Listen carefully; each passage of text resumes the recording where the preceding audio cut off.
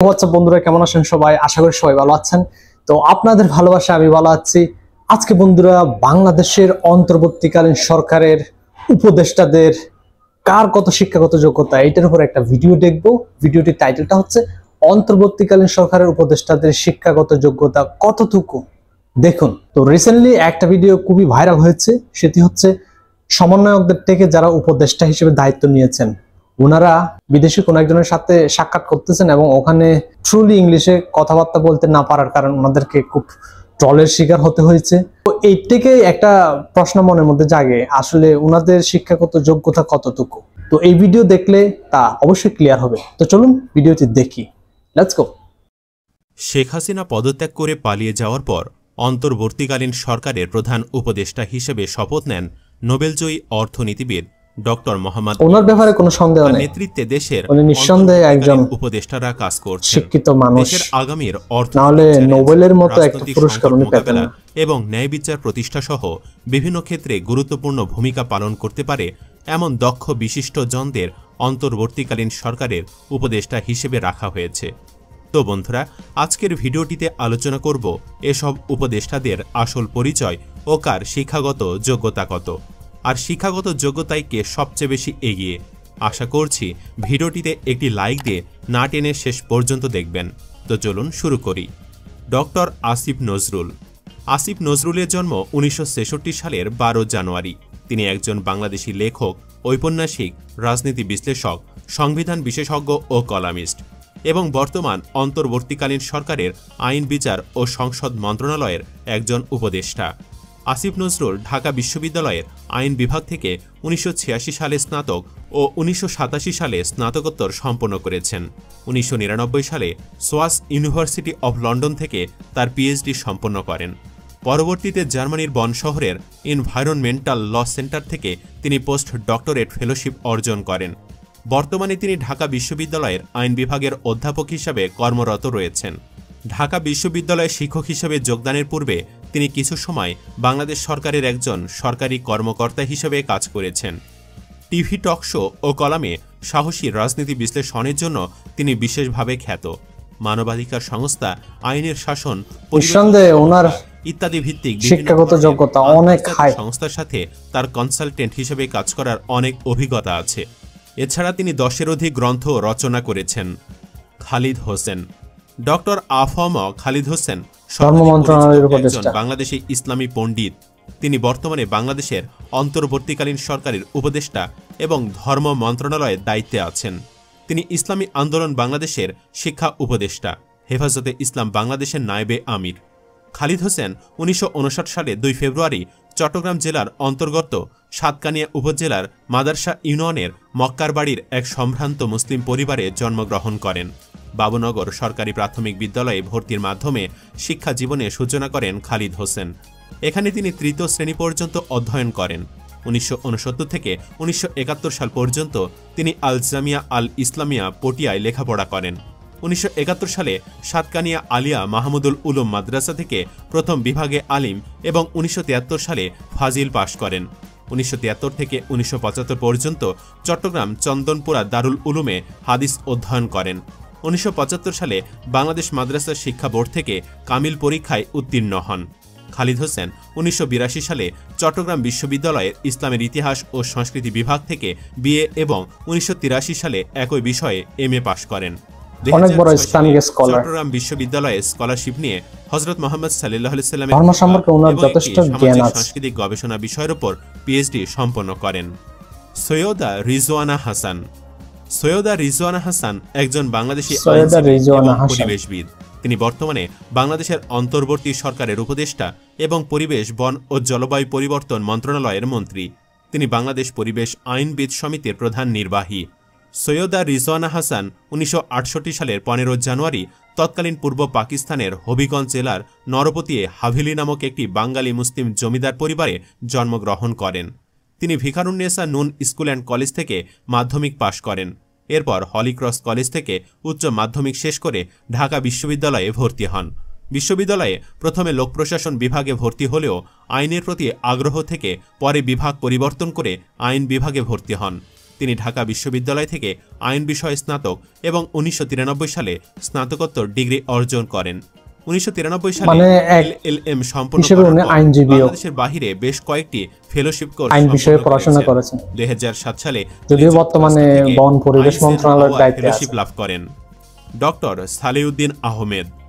Doctor Salehuddin Ahmed একজন বাংলাদেশি অর্থনীতিবিদ, সরকারি কর্মকর্তা, বাংলাদেশের কেন্দ্রীয় ব্যাংক ও বাংলাদেশ ব্যাংকের নবম গভর্নর এবং বর্তমান অন্তর্বর্তীকালীন সরকারের অর্থ ও পরিকল্পনা মন্ত্রণালয়ের উপদেষ্টা। সালেউদ্দিন পুরান ঢাকার মাহুরটুলিতে জন্মগ্রহণ করেন। একটা সময় গভর্নরও ছিলেন ব্রাহ্মণবাড়িয়া জেলার নবীনগর উপজেলার রামপুর গ্রামে। তিনি ঢাকা কলেজের স্কুল থেকে 1963 সালে বিজ্ঞান বিভাগ থেকে এসএসসি এবং ঢাকা কলেজ থেকে 1965 সালে বিজ্ঞান বিভাগ থেকে এইচএসসি পাশ করেন। এরপর 1968 সালে ঢাকা বিশ্ববিদ্যালয় থেকে অর্থনীতিতে স্নাতক ডিগ্রি অর্জন করেন এবং 1969 সালে একই বিষয়ে স্নাতকোত্তর ডিগ্রি অর্জন করেন। তিনি 1974 সালে তার দ্বিতীয় স্নাতকোত্তর এবং 1978 সালে কানাডার হ্যামিল্টন শহরে অবস্থিত ম্যাকমাস্টার বিশ্ববিদ্যালয় থেকে অর্থনীতিতে পিএইচডি ডিগ্রি লাভ করেন। পিএইচডি হোল্ডার আদিলুর রহমান খান একজন বাংলাদেশি আইনজীবী, সাবেক ডেপুটি অ্যাটর্নি জেনারেল, মানবাধিকার কর্মী, মানবাধিকার সংস্থা অধিকারের প্রতিষ্ঠাতা এবং বর্তমান অন্তর্বর্তীকালীন সরকারের একজন উপদেষ্টা। তিনি বর্তমান অন্তর্বর্তীকালীন সরকারের শিল্প মন্ত্রণালয়ের উপদেষ্টা হিসেবে দায়িত্ব পালন করছেন। আদিলুর রহমান খান ঢাকা বিশ্ববিদ্যালয়ে আইন বিষয়ে পড়াশোনা করেছেন। লেফটেন্যান্ট জেনারেল হোসেন মোহাম্মদ এরশাদের বিরুদ্ধে গণতান্ত্রিক আন্দোলনের অংশগ্রহণ করেছিলেন। এরপর তিনি ঢাকা বিশ্ববিদ্যালয় থেকে আইন বিষয়ে স্নাতকোত্তর ডিগ্রি অর্জন করেন। এএফ হাসান আরিফ। এএফ হাসান আরিফ হলেন একজন বাংলাদেশি আইনজীবী ও বর্তমান অন্তর্বর্তীকালীন সরকারের স্থানীয় সরকার, পল্লী উন্নয়ন ও সমবায় মন্ত্রণালয়ের উপদেষ্টা। 1941 সালে এএফ হাসান আরিফ কলকাতায় জন্মগ্রহণ করেন। তিনি কলকাতার সেন্ট জেভিয়ার্স কলেজ থেকে মাধ্যমিক এবং উচ্চ মাধ্যমিক শিক্ষা সম্পন্ন করেন। এরপর কলকাতা বিশ্ববিদ্যালয় থেকে স্নাতক এবং এলএলবি ডিগ্রি সম্পন্ন করেন। এম সাখাওয়াত হোসেন। এম সাখাওয়াত হোসেন একজন বাংলাদেশি সামরিক ব্যক্তিত্ব, বুদ্ধিজীবী, লেখক ও বাংলাদেশের সাবেক নির্বাচন কমিশনার এবং বর্তমানে তাকে বাংলাদেশের অন্তর্বর্তীকালীন সরকারের স্বরাষ্ট্র মন্ত্রণালয়ের দায়িত্ব থেকে সরিয়ে বস্ত্র ও পাট মন্ত্রণালয়ের উপদেষ্টা দায়িত্ব দেওয়া হয়েছে। ওনাকে স্বরাষ্ট্র মন্ত্রণালয় থেকে সরিয়ে 1 ফেব্রুয়ারি অন্য আরেকটা মন্ত্রণালয়ে অ্যাপয়েন্ট করা হয়েছে। জন্মগ্রহণ করেন। তিনি তেজগাঁও সরকারি প্রাথমিক বিদ্যালয়ে প্রাথমিক শিক্ষা শুরু করেন। এম সাখাওয়াত হোসেন করাচি থেকে 1963 সালে এসএসসি এবং করাচি মানে পাকিস্তান, করাচির ইসলামিয়া বিজ্ঞান পাকিস্তান আমলের লোক, এসএসসি পাশ করেন। তিনি করাচি বিশ্ববিদ্যালয়ে আন্তর্জাতিক সম্পর্ক বিভাগে অধ্যয়নকালে সেনাবাহিনীতে যোগ দেন। 1966 সালে কমিশন লাভ করেন এবং 1971 সাল পর্যন্ত তিনি পাকিস্তানের শিয়ালকোটে ছিলেন। পরবর্তীতে 1971 সালে বাংলাদেশ স্বাধীন হলে 1973 সালে তিনি বাংলাদেশে ফিরে আসেন এবং বাংলাদেশ সেনাবাহিনীতে মেজর পদে কুমিল্লা সেনানিবাসে যোগ দেন। আসিফ মাহমুদ সজীব ভুঁইয়া। আসিফ মাহমুদ সজীব ভুঁইয়া হচ্ছেন একজন বাংলাদেশি আন্দোলনকর্মী, ছাত্রনেতা ও বর্তমান অন্তর্বর্তীকালীন সরকারের যুব ও ক্রীড়া বিষয়ক উপদেষ্টা। এছাড়া তিনি বৈষম্য বিরোধী ছাত্র আন্দোলনের অন্যতম একজন সমন্বয়ক, যার মাধ্যমে তিনি চলতি বছরের জুলাইয়ে সংঘটিত কোটা সংস্কার আন্দোলন এবং অসহযোগ আন্দোলনে নেতৃত্ব দিয়েছিলেন। তিনি ঢাকা বিশ্ববিদ্যালয়ে ছাত্র অধিকার পরিষদের সাবেক সভাপতি। আসিফ মাহমুদের জন্ম 1998 সালে 14 জুলাই কুমিল্লার মুরাদনগর উপজেলার আকবপুর ইউনিয়নের আকবপুর গ্রামে। আসিফ মাহমুদ ঢাকা তেজগাঁও থানার নাখালপাড়া হোসেন আলী উচ্চ বিদ্যালয় থেকে এইচএসসি পাশ করেন। তিনি আদমজী ক্যান্টনমেন্ট কলেজের প্রাক্তন শিক্ষার্থী এবং কলেজটির বিএনসিসি ক্লাবের প্লাটুন সার্জেন্ট ছিলেন। কলেজ থেকে উচ্চ মাধ্যমিক শিক্ষা সম্পন্ন করে তিনি বর্তমানে ঢাকা বিশ্ববিদ্যালয়ে অধ্যয়নরত। তিনি ঢাকা বিশ্ববিদ্যালয়ের ভাষাবিজ্ঞান বিভাগের 2017-18 শিক্ষাবর্ষের শিক্ষার্থী। নাহিদ ইসলাম। মোহাম্মদ নাহিদ ইসলাম হলেন কোটা সংস্কার আন্দোলনের অন্যতম সমন্বয়ক এবং বর্তমান অন্তর্বর্তীকালীন সরকারের ডাক, টেলিযোগাযোগ ও তথ্য প্রযুক্তির পাশাপাশি তথ্য ও সম্প্রচার মন্ত্রণালয়ের একজন উপদেষ্টা। তিনি বৈষম্য বিরোধী ছাত্র আন্দোলনের অসহযোগ কর্মসূচিতে সাবেক প্রধানমন্ত্রী শেখ হাসিনার পদত্যাগের এক দফা দাবি ঘোষণা করেন এবং সফল হন। নাহিদ ইসলামের ডাকনাম ফাহিম। তার জন্ম 1998 সালে ঢাকায়। বাবা শিক্ষক ও মা গৃহিণী। তার ছোট এক ভাই রয়েছে। 2014 সালে ঢাকার দক্ষিণ বনশ্রী মডেল হাই স্কুল থেকে এসএসসি পাশ করেন নাহিদ ইসলাম। সরকারি বিজ্ঞান কলেজ থেকে 2016 সালে এইচএসসি পাশ করে ভর্তি হন ঢাকা বিশ্ববিদ্যালয়ের সমাজবিজ্ঞান বিভাগে। 2022 সালে অনার্স পাশ করেন তিনি। বর্তমানে নাহিদ ইসলাম একই বিভাগে মাস্টার্সের শিক্ষার্থী। ডক্টর মোহাম্মদ ইউনূস সবেমাত্র অনার্স শেষ করছেন, মানে অনার্স মাস্টার্স শেষ করতে পারেন না। তিনি 2006 সালে গ্রামীণ ব্যাংক প্রতিষ্ঠা এবং ক্ষুদ্র ঋণ ও ক্ষুদ্র বৃত্তি ধারণার প্রেরণার জন্য নোবেল শান্তি পুরস্কার লাভ করেন।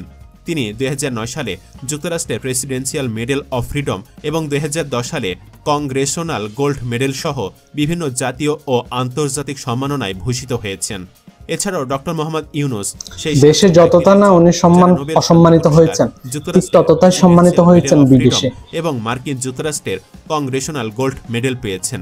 ডক্টর মোহাম্মদ ইউনূস 1940 সালের 28 জুন ব্রিটিশ ভারতের বাংলা প্রেসিডেন্সির চট্টগ্রামের হাটহাজারীর কাপ্তাই সড়কের বাথুয়া গ্রামে একটি বাঙালি পরিবারে জন্মগ্রহণ করেন। 1944 সালে তার পরিবার চট্টগ্রাম শহরে চলে আসে এবং সেখানে তাকে লামাবাজার প্রাথমিক বিদ্যালয়ে ভর্তি করানো হয়। পরবর্তীতে তিনি চট্টগ্রাম কলেজের স্কুল থেকে ম্যাট্রিকুলেশন পরীক্ষায় উত্তীর্ণ হন এবং পূর্ব পাকিস্তানের 39,000 ছাত্রের মধ্যে 16তম স্থান অধিকার করেন। পরে যখন ডক্টর ইউনূস চট্টগ্রাম কলেজে পড়াশোনা করছিলেন তখন তিনি সাংস্কৃতিক কর্মকাণ্ডে সক্রিয় হন এবং নাটকের জন্য পুরস্কার জিতেন। 1957 সালে তিনি ঢাকা বিশ্ববিদ্যালয়ের অর্থনীতি বিভাগে ভর্তি হন এবং 1960 সালে বিএ এবং 1961 সালে এমএ সম্পন্ন করেন। পরবর্তীতে তিনি 1961 সালে চট্টগ্রাম কলেজে অর্থনীতির প্রভাষক হিসাবে নিয়োগ পান। ডক্টর মোহাম্মদ ইউনূস 1975 সালে অধ্যাপক পদে উন্নীত হন এবং 1989 সাল পর্যন্ত এ পদে কর্মরত ছিলেন। তো বন্ধুরা, এই সকল উপদেষ্টাদের মধ্যে আপনার কাছে কাকে সবচেয়ে বেশি ভালো লাগে কমেন্ট বক্সে জানিয়ে দিন। ভিডিওটি ভালো লাগলে শেয়ার করুন এবং চ্যানেলটিতে নতুন হয়ে থাকলে চ্যানেলটি সাবস্ক্রাইব করে বেল আইকনটি বাজিয়ে রাখুন। আল্লাহ হাফেজ। এখানে প্রথম দিকে অর্থাৎ প্রথম শপথ গ্রহণ অনুষ্ঠানে যারা শপথ গ্রহণ করেছিলেন শুধুমাত্র ওনাদেরই শিক্ষাগত যোগ্যতা দেখানো হয়েছে।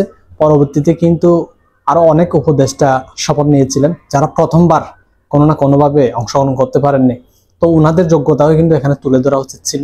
তো যাই হোক, ভিডিওটি প্রায় 9 দিন আগে, হয়তো ওই সময় ওই আপডেটগুলো ছিল না, ওই নতুন উপদেষ্টারা শপথ গ্রহণ করেননি। তো এই যে একটা অন্তর্বর্তীকালীন সরকার এবং যে উপদেষ্টারা এই সরকারের অন্তর্ভুক্ত আসেন এই লিস্টে আমরা দেখলাম সবাই সুশিক্ষিত এবং উচ্চশিক্ষিত। কেউ কেউ একদম উচ্চশিক্ষার উচ্চ স্তরে পৌঁছে গেছিলেন। তো প্রধান উপদেষ্টার কথা তো নাই বললাম, উনি তো পুরো জগৎ জোড়া খ্যাতি, ওনার পুরো বিশ্বজুড়ে ওনার খ্যাতি, বিশ্বজুড়ে ওনার সম্মান। আর ওনার মন্ত্রী পরিষদের আন্ডারে যে উপদেষ্টারা আছেন এমন কোনো মানে শিক্ষার স্তর নাই যেগুলো ওনারা কমপ্লিট করতে পারেন নাই। তো বলাই যায় এই মন্ত্রিসভা, এই অন্তর্বর্তীকালীন সরকার খুবই উচ্চশিক্ষায় শিক্ষিত সব উপদেষ্টা। তো বন্ধুরা, কেমন লেগেছে ভিডিওটা অবশ্যই কমেন্ট সেকশনে জানাবেন। আর এই উপদেষ্টাদের ব্যাপারে কিছু যদি বলার থাকে ওনাদের শিক্ষাগত যোগ্যতার ব্যাপারে প্লিজ তাও কমেন্ট সেকশনে জানাবেন। তো আজকে পর্যন্ত দেখা হবে নতুন একটা ভিডিওতে। সবাইকে অসংখ্য ধন্যবাদ সাথে থাকার জন্য। Take care.